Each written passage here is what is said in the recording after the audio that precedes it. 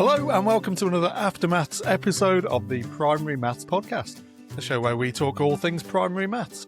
With me, John Cripwell. And with me, Becky Brown. Hello, Becky. How are you today? I'm okay, thanks, John. How are you today? Yeah, very well, thank you. Very well. We are edging ever nearer to that magical date in July, aren't we, where certainly schools in England and Wales break up. The schools in Scotland, are they already on their summer break? Possibly. They do finish earlier, don't they, in Scotland? They do. Yeah, they do. Somebody in Scotland, let us know, please. We're just... I mean, Becky's about as far away geographically from Scotland as you can possibly get. And I'm out of the loop, I'm afraid. But we're getting there. That's the good news. My daughters have had sports days and things in school this week. I know there's been lots of that sort of stuff going off. Yeah. Anything happening? Yeah, transition days. Yes, of course. Yeah. Of course, we had the added complication down here of schools closing due to the heat last week. So it sort of pushed, considering it's such a busy time of year, it pushed things to next week, or it's made it easier, I think. Yeah. There are a number of events planned for my youngest daughter's school, my old primary school where I used to work, planned for last week to mark their bicentenary, but unfortunately, several of those had to be cancelled because it was just too blooming hot. So, and you can understand that. We talked a bit about that last week, didn't we? Transition days. Hopefully everybody knows where they'll be teaching next year by now as well, because that's always exciting, isn't it? That, am I staying? Do I have to move classrooms? Yeah, I quite liked moving around a bit, actually. I quite liked that. I did think staying in the same classroom for more than a couple of years was a bit dangerous because you end up hoarding stuff, don't you? And then when you eventually have to move out, it's... I think we discussed my penchant for hoarding stuff. I was in the same classroom for 9 years, I think. And when I left last year and left teaching last year, it was quite difficult to take everything with me. And in fact, even after I left, they were still finding things that I'd left behind as a little gift for them. So yes, hopefully if you do have to move classrooms in the summer, it's you're not having to move too far and there's a trolley around somewhere to help you. That was always seemed to be the thing with us, trying to locate the trolley that had gone missing or was secreted away in somebody's classroom. So today, Becky, we are talking about a couple of things. We're going to talk a little bit about equity and oracy and how that relates to maths. And then, of course, there's a competition going on at the moment, isn't there? Quite a big sporting competition. Yeah.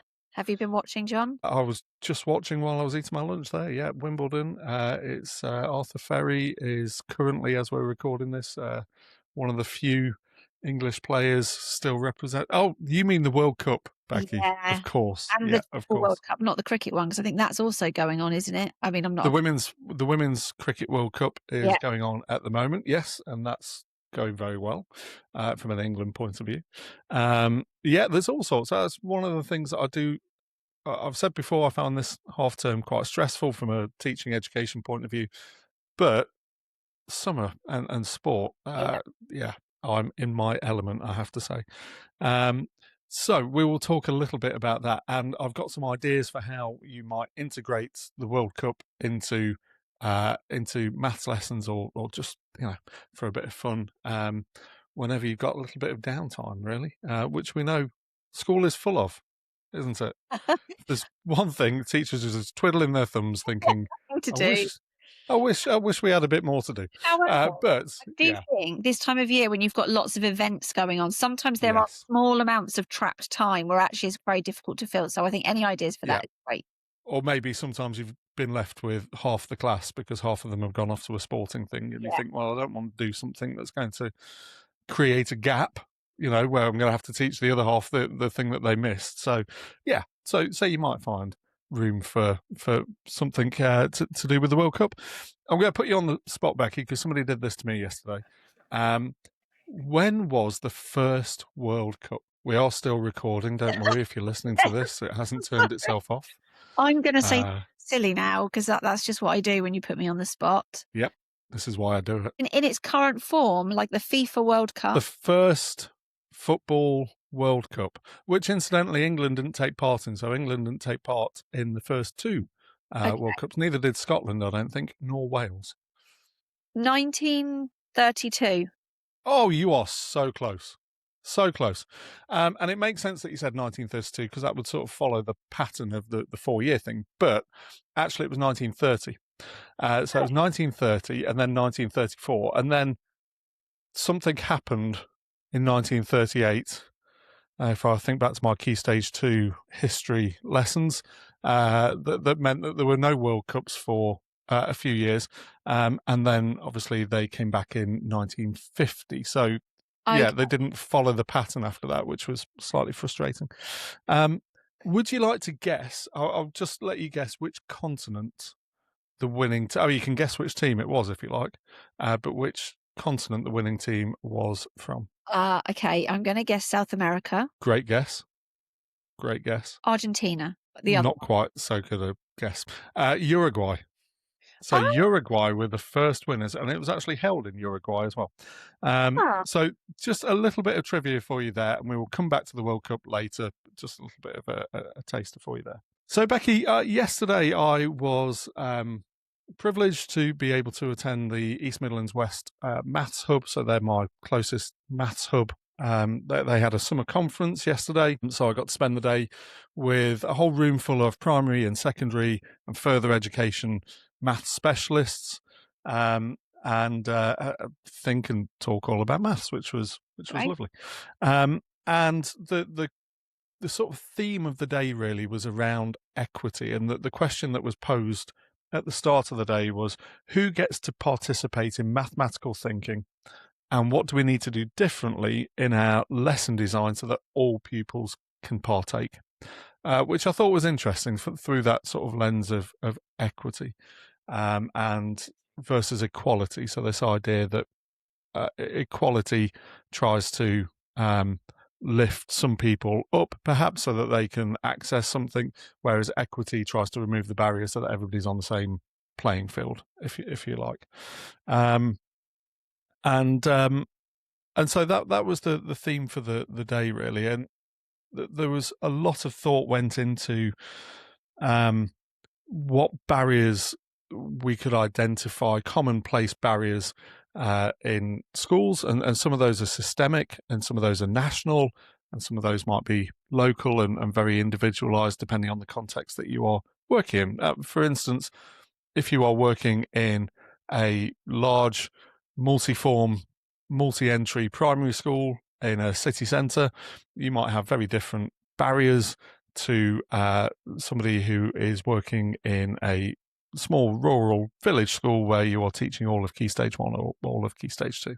So it's difficult to suggest that there is a one-size-fits-all approach that is going to make mathematical thinking accessible for everybody with, just follow this approach and that will happen. But what I thought was interesting was one of the facilitators, Nicole, asked us to stop thinking about individual characteristics as the barrier, and rather to think about the barrier as the barrier and try and identify the barrier rather than the characteristic. So, for instance, one of the examples that she gave was, or that we came up with, was behaviour. I was sat with some secondary colleagues and they mentioned behaviour in terms of poor behaviour, but also behaviours for learning as well. Okay. And behaviour being a characteristic.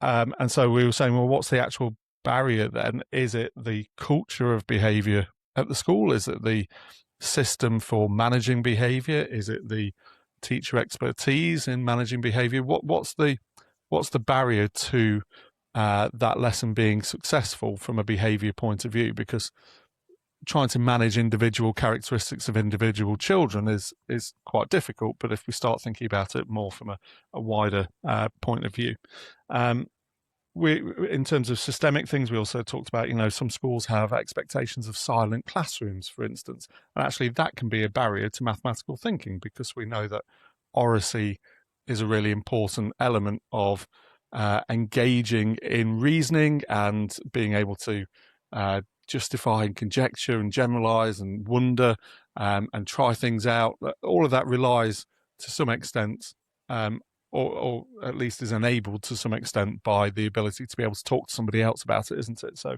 having these 100% silent classrooms all the time might be seen as a barrier to thinking taking place. And there were lots of other things that we considered as well. Prior attainment pathways, certainly secondary, but also key stage 2 to an extent. We've got these prior low attainers, prior middle attainers, prior higher attainers, and they are expected to behave in a certain way or to achieve a certain grade or expectation at the end of key stage 2, for instance, and that in itself can be a barrier. So it was really interesting just thinking about how we can break down some of these and how we can try and remove those barriers as much as possible. Some of them can be mitigated, others are much harder, and just having an awareness of them maybe might help us just to think around them a little bit. But one of the things that I really sort of focused in on and made some notes about was something we've talked about before, Becky, which actually is when it comes to mathematical thinking, the numbers themselves can sometimes be the barrier. They can sometimes get in the way of opportunities for thinking or opportunities for talking. And certainly the answer or the search for the correct answer can become a bit of a barrier, because if we're just, again, as teachers, valuing the correct answer, then when somebody gives you an incorrect answer, it's very easy to say, oh, nearly, let's move on. And we've lost the opportunity to explore the thinking there, haven't we? Yeah, I mean, great discussion, John. What a great day you must have had yesterday. I love this. But yeah, I think we've talked a lot, and collaborative working and talking about maths is so, so important, isn't it? And I think when I was in the lucky position to be going into other people's maths lessons, those were the bits where you learnt the most, I think, as an observer, was when that discussion, not when you were necessarily hunting for an answer, when you were talking around it and having those questions and those conversations. And I think, yeah, I think the barrier comes when it's the harder thing to assess in it. It's much easier to test, have you got the right answer, than it is to say, Yes. has your discussion led you in the right direction? And much harder to do that with 30 children all at once. I think also learning objectives can become a little bit of at least can get in the way a little bit of teachers really considering what it is that they want to get out of the lesson. Because if our learning objective is, can I add two-digit numbers, then in terms of formative assessment, then we want to know at the end of the lesson, can these children add two-digit numbers together? And perhaps, therefore, that is another thing that pushes us down the route of, can we get an answer and evidence the answer and evidence the fact that they've met the learning objective? I'm not suggesting that we shouldn't have learning objectives, but wouldn't it be lovely to have a learning objective about, can I reason about adding two-digit numbers together, or can I think deeply about adding two-digit numbers together? And then actually valuing that process of thinking about what happens, and actually removing, if we're thinking about problem solving, removing the numbers from the problem, so that we've got the opportunity to think more deeply about the structure of the problem, what's happening in the problem, what does it mean, whether that's a word problem or a different type of problem. How can we represent it, and remove some of that cognitive load of because we know, don't we, that for children who find maths more difficult, they just want to get an answer. And so if they see 2 or 3 numbers in a problem, they know that they need to do something with those numbers. And in primary school, it's either going to be an additive structure that they're going to work within, or a multiplicative structure that they're going to work within. So, have we just been doing multiplication? Yes. So maybe I need to multiply these numbers together, or maybe I need to add them together. And rather than thinking about what the problem's actually asking them to do or what it looks like, we get this impulse to rush to do something rather than think about it. And so in terms of equity, I think one of the more powerful things that we can do, not every lesson, clearly, but when the opportunity arises, is actually to remove the numbers, remove that sort of barrier to access, and that will give every child in the class an opportunity to think a little bit more about what's happening with this problem, what's actually going on in there, and to me that applies to those children who are higher prior attainers and those children who are lower prior attainers. It's not just about supporting the lower prior attainers. Yeah, and I think when you do something like that, removing the numbers or sometimes having a goalless problem that doesn't have a set, straightforward solution, you learn things about your children as mathematicians that are surprising. And I think having that prior attainment in your head, sometimes you expect certain things from certain children, but actually, by removing those barriers, you can see some fabulous things happening from all children. Yeah, yeah, absolutely. And it's a luxury to have the time to be able to have those discussions and talk about them. I realise that it's not every lesson that we're able to do that. But when a child does give you an incorrect answer, valuing that as much as the correct answer, I think is really important, because we learn so much about from our mistakes, don't we? We learn so much about actually what's happened here. Where's the misconception? Is it a calculating error, or is it actually an error in their understanding of the structure and things? And we can take the opportunity to unpick that a little bit, which again helps everybody, not just that individual child. We can get other people involved in that and in that mathematical thinking. So I think it's a really good question to consider in terms of that equity. Who does the mathematical thinking in the class? When you think about your class, I bet you can picture, if you're a teacher now, I bet you can picture somebody who's really, really good at thinking mathematically, who can reason their way through, and probably, as we've said before, Becky, probably does the easier maths, actually, because they can find their way through a problem in the easiest possible way. They can find the path of least resistance and get to an answer. But I'm sure you can think about those children who don't seem to do a lot of mathematical thinking either, and are just trying to find an answer all the time without necessarily engaging their thinking around that.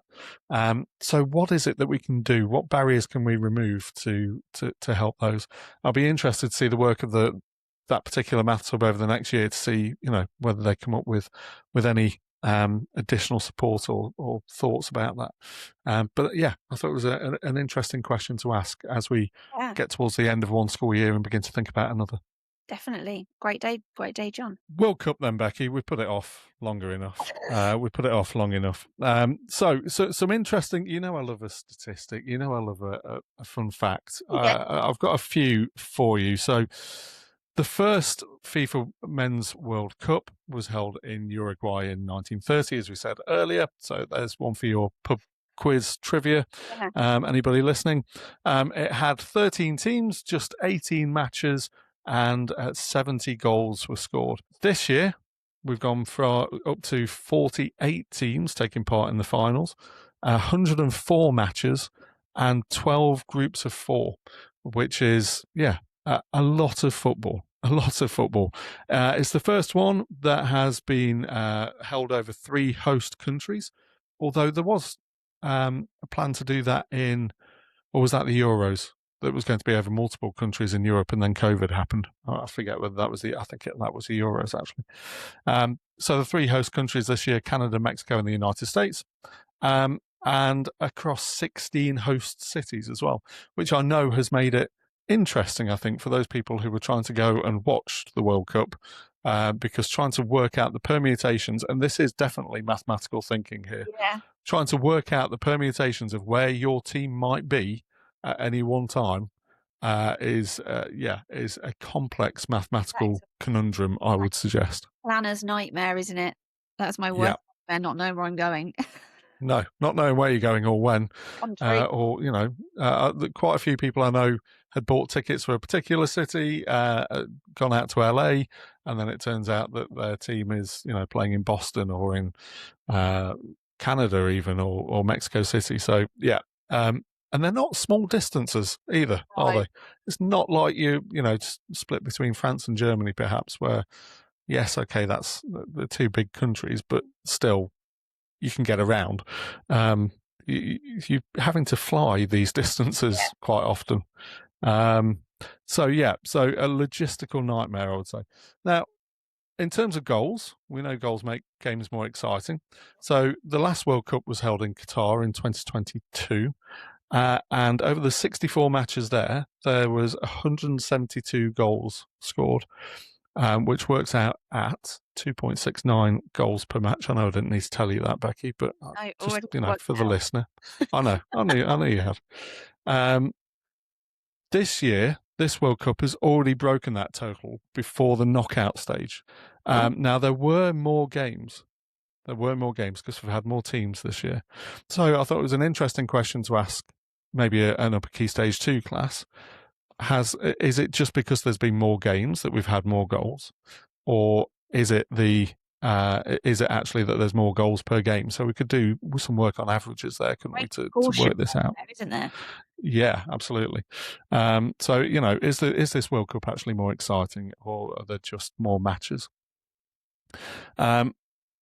The most successful men's World Cup team, Becky, in terms of wins? Brazil. Yes, well done. Five titles, and in terms of the most goals scored by a single player in a match, Fontaine for France in 1958 scored 13 goals in a single World Cup. Not a single World Cup match, but a single World Cup tournament, which is interesting. So I was thinking last night as I was watching the England game and beginning to despair, how if I was in school at the moment, how could I try and keep World Cup fever going, even if England go out, or if you're in Scotland and you're still in school, because we haven't worked out that yet, whether you're on your summer break or not. Scotland are out of the tournament, sadly. How can we keep World Cup fever going? So I was just thinking about what might work in different ages and stages, really. So EYFS in year 1, I thought there's loads of opportunities here for counting, sorting, comparing, keep it nice and concrete. We could do some work with simple pictograms, maybe voting for their favourite teams, or using simple flags or cubes or counters or something.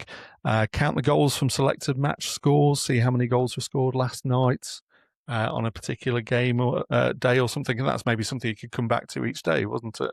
Keep a sort of a running tally going, something like that. Which team scored more? How many goals were there altogether? Those sorts of questions I just thought opened it up quite nicely. You could have some sort of simple wall chart or something, couldn't you, to sort of collate this as you went through, perhaps?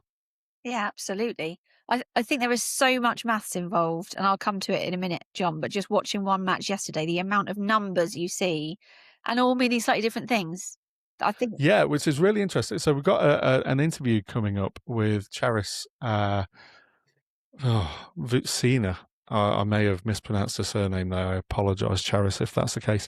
But she's been running a project where particularly preschool and reception age children have been asked to, with their parents, identify numbers in the wild, as it were, and have a conversation about them and what they mean. So, for instance, one of the children reported back that they saw a pack of donuts and there was the number 3 on the pack of donuts, which I think they took a photo of it to go along with their conversation. So a pack of donuts with the number 3 on it, which I think referred actually to the date, sell by date. But the child said it's got the number 3 on it, but there isn't 3 donuts in the pack. And I just thought, what a wonderful way to start making sense of numbers in context. So yes, we'll come back to that in a minute then, Becky, the numbers that you spotted last night. But look out for that interview, hopefully coming out in a couple of weeks. Years 2 and 3, I was thinking tables. It's always a bind trying to get children to learn how to draw tables. And perhaps if they like football, this might be a good way to introduce that. Simple statistics, working out the sort of total number of points that teams might have got in the group stages and things like that. and posing hypothetical questions such as, if this team had won one more, how would that have changed the table? Because obviously then they'll have to take away from another team that perhaps didn't win the game. So yeah, and again, just opportunities for addition and subtraction, comparison, reasoning, explaining, all sorts of things in there. And then for years 4, 5, and 6, maybe I was thinking goal difference, data handling, averages. There's all sorts of things in there, and you could ask, potential investigations. Which group was the toughest? How could you, use the data that you've got there to figure out which group was the toughest in terms of numbers of goals scored, perhaps, who had the easiest group, who had the toughest group. You could ask a question around, is this were the groups fair? And again, that's one of those open-ended things where there isn't really a right answer, but you could interpret the data in different ways, couldn't you, Becky? Yeah, loads of discussions there. Can you predict the winner from the number of goals scored? You could also look at things around stadium capacity, because some of these stadiums are enormous. Yeah, huge. So, if you've got a stadium that holds 80,000 people, how many classes of 30 could you fit in there? How many classes could go and visit that stadium? Or how many schools of 420 pupils could you pack in there? And then I also thought you could, if you have got a day where you've got a class that maybe you've only got half the class, you could think about questions such as, could you design a fairer World Cup? Could you investigate the penalty shootouts? And what are the average number of penalties scored? How many do you need to score on average to be successful? Those sorts of things. So yeah, I just think there's absolutely stacks that you can do with the World Cup, and I'm sure people are doing it at the moment. But my mind was buzzing last night with opportunities and thoughts about how I might incorporate it into my teaching. Yeah, so much opportunity, and there's also a bit of an opportunity to talk about those statistics and how reliable they are at supporting predictions and things. I mean,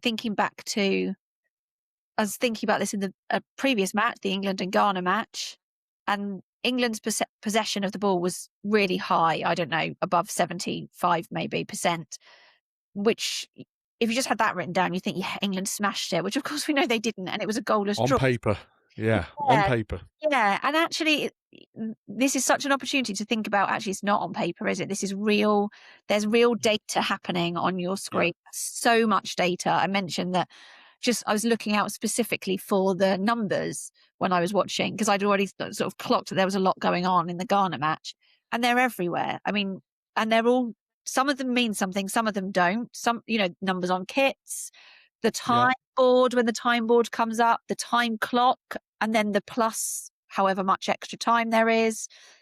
And things like, I mean, just working out, we've passed it now, but just working out how likely it was for a third place team to go through, because the numbers didn't quite work out this time for a nice, neat top two finishers go through. It's just the perfect opportunity for real world. We don't have to make up football themed word problems to bring the FIFA alive. You could watch part of a match, couldn't you, and literally just say, well, what maths can you see? What does it mean? At any age you could do that, and then you've got a discussion point there. One of my favourite activities to do at the start of maths lessons used to be, I would put a picture of a baseball stadium, but you could use a football stadium or anything else. I used to like the baseball stadium just because in year 6 it had some different angles within it as well. But just an open-ended question: what maths can you see in here? And the children always thought of more things than I'd thought of. So I'd try to come up with 10 things that I could think about in here. They always came up with more things. And again, it's one of those nice things where there isn't a wrong answer. You can just give an answer and feel fairly confident that it's going to have some maths in it somewhere. Yeah. And that can apply. You can use that from from reception all the way up to year 6 and beyond, I would suggest. So those opportunities are all around us all the time, aren't they? And so it's just spotting them and making the most of them. But yeah, one of the the things that popped up on the screen the other night was this XG business. I think it's expected goals. I still can't fathom out how they come to that, or really what it means. To be honest, Becky, I need to look into it a little bit more, but there must be some maths involved in that, I would have thought. There definitely is. I looked it up in preparation for today's chat, John, but okay. because I was short on time, I did not come to an effective conclusion. It's like, yeah, there's definitely more to look at there, but it's not quite as straightforward as I would have liked. Thinking No, it's like the driving scoring. The Duckworth-Lewis method of working out the winning score in cricket when there's been a rain delay or something and it's a limited overs match, which I won't go into right now because I can hear people falling asleep as we talk. But so much maths going on in there, so much maths. Wherever you are listening to us, I hope that you are enjoying the World Cup. And even if football is not your thing, I feel like it's one of those things that, people can get involved in. I was talking to a colleague this morning who has never really been into football, but has quite enjoyed the World Cup and is now thinking about going to see a football match in the wild, as it were.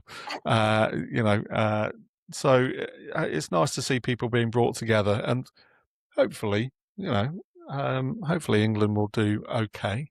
Although I think Mexico is a tough ask, Becky. Yes, because then you've got to also consider the altitude, haven't you, when we're going to Mexico? So yeah. And the fact that it's on at 1 o'clock in the morning. We've done so much on time zones and time in the past. I'm not going to rehash any of that. But honestly, you'd think 2026, we could sort this out by now. But no. 1 o'clock in the morning. I will not be, I think I said to you off air earlier, I will not be staying up to watch because I just can't, not on a Monday morning. But I will, no doubt, wake up several times during the night just to check my phone and see what the score is. So in which case I might as well stay up because, I'm probably not going to get much more sleep. Anyway, we hope that you are managing to enjoy it, and we hope that you are, getting through to the end of another busy school year. We will be back next week, won't we, Becky, when we'll know whether England have made it through or not. But in the meantime, we hope you have a great week in school. If you'd like to get in touch with the show, as always, you can email primarymathspodcast@twinkle.co.uk. Thank you for joining us. We'll see you next time. Thank you so much. Take care.